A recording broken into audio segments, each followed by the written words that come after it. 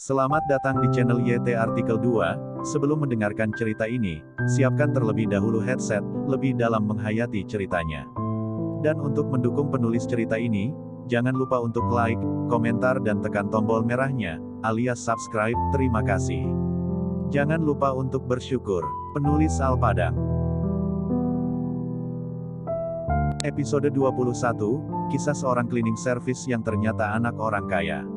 Rahman Wijaya tidak mempedulikan perkataan bos pemilik toko itu, ia hanya tidak dapat memahami sikap pemilik toko. Karena gelas porselen yang sudah ia bayar, akan direbut kembali oleh pemilik toko itu.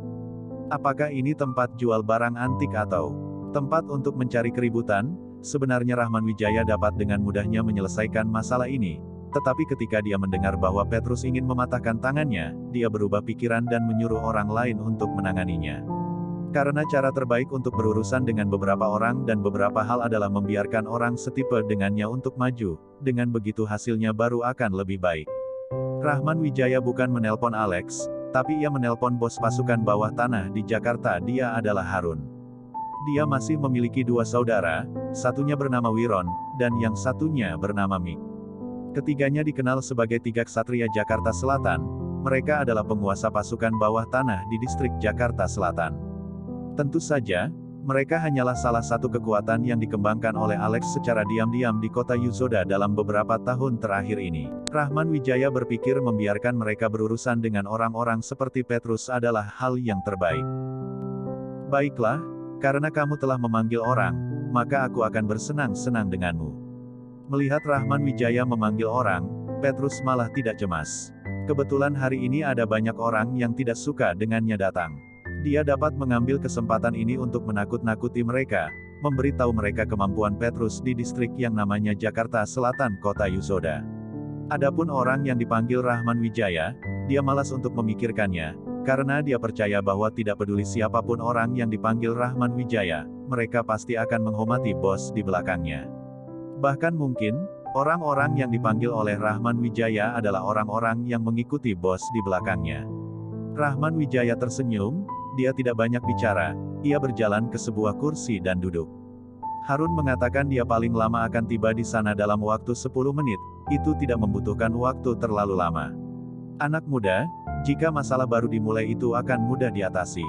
Jika kamu menjual gelas itu kepadaku tadi, maka tidak akan ada masalah.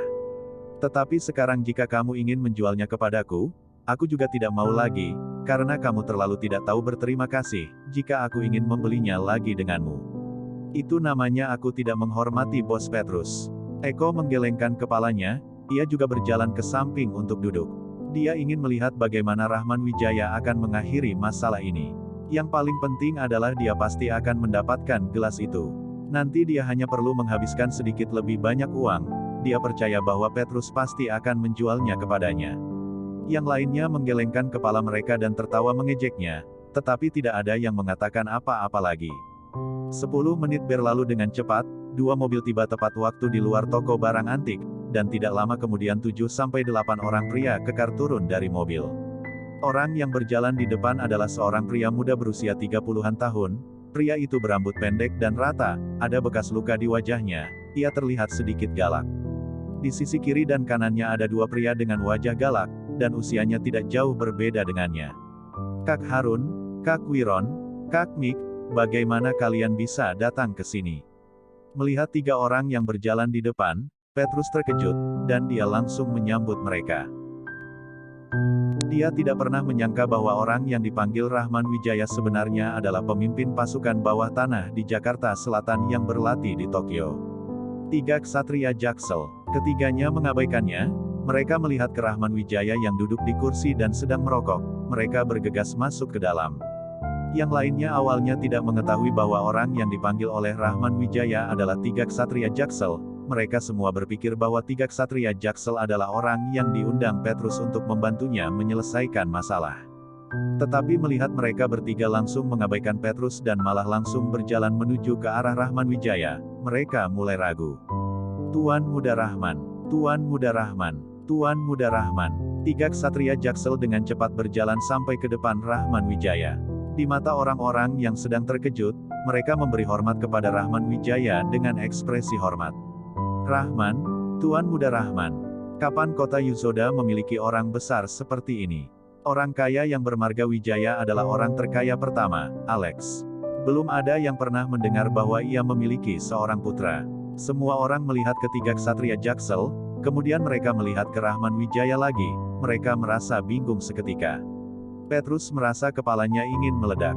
Orang di belakangnya yang dia andalkan adalah tiga ksatria Jaksel. Dia tidak menyangka bahwa orang yang dia andalkan malah tampak seperti pengecut di depan pemuda ini. Dia berani memprovokasi orang seperti itu namanya ia cari mati. Rahman Wijaya mengangguk, kemudian ia memandang Petrus yang wajahnya sudah memucat, dan berkata dengan ringan.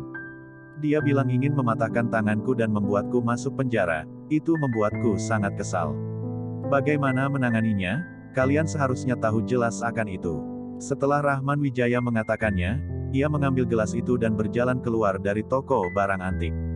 Dia tidak ingin tinggal dan membuang waktu, dia percaya bahwa jika tiga ksatria Jaksel tidak bodoh, maka mereka tahu apa yang harus mereka lakukan. Melihat Rahman Wijaya langsung pergi, wajah tiga ksatria Jaksel langsung berubah. Kalau dilihat dari wajah Rahman Wijaya tidak marah, tetapi mereka bisa merasakan api kemarahan di hati Rahman Wijaya. Dia ini adalah tuan muda yang sebenarnya. Orang yang diandalkan mereka, Alex, hanyalah pembantu rumah tangga saja. Tuan muda memiliki kemarahan di dalam hatinya, mereka tentu saja memiliki kewajiban untuk membantu tuan muda menyelesaikan masalahnya. Oh, apakah kamu yang ingin mematahkan tangan tuan muda Rahman? Setelah Rahman Wijaya pergi, Harun langsung menatap Petrus dengan serius. Kak Harun, siapa dia sebenarnya? Meskipun Petrus merasa sedikit panik, tetapi dia sepertinya belum menyadari keseriusan masalah ini. Apakah identitas Tuan Muda Rahman bisa ditanyakan oleh orang kecil sepertimu? Kamu hanya perlu tahu bahwa sedikit orang di kota Yuzoda yang dapat memprovokasinya. Wiron mendengus.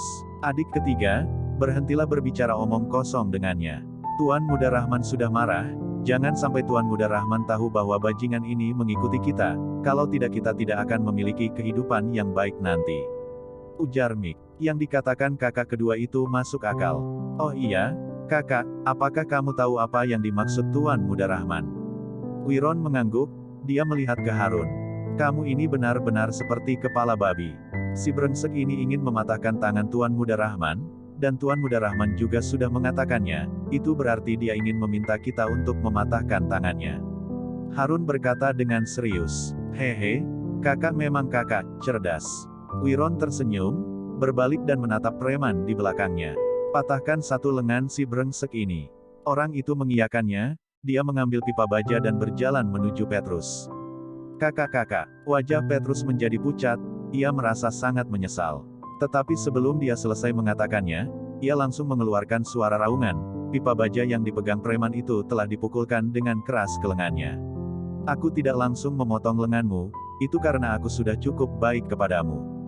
Melihat Petrus yang memegangi lengannya dengan wajah yang penuh dengan kesakitan, Harun berkata dengan dingin. Terima kasih, kakak-kakak yang sudah mengasihaniku. Selain itu melihat kesetiaanku selama beberapa tahun ini, bisakah kalian memberitahuku siapa sebenarnya Tuan Muda Rahman ini? Petrus jelas masih tidak puas, karena hanya satu kalimat saja, tiga ksatria julukan Jaksel langsung mematahkan lengannya, dia merasa sedikit tidak senang. Selain itu gelas peninggalan kuno juga telah dibawa pergi oleh Rahman Wijaya, dia bahkan lebih merasa kesal. Semakin banyak yang kamu ketahui, itu tidak berguna sama sekali untukmu, jadi aku harap kamu bisa sampai di sini saja. Harun menggelengkan kepalanya dan meninggalkan toko barang antik bersama orang-orangnya. Itu lebih membuat hati Petrus menimbulkan rasa benci, karena dia merasa dipermalukan di depan orang-orang.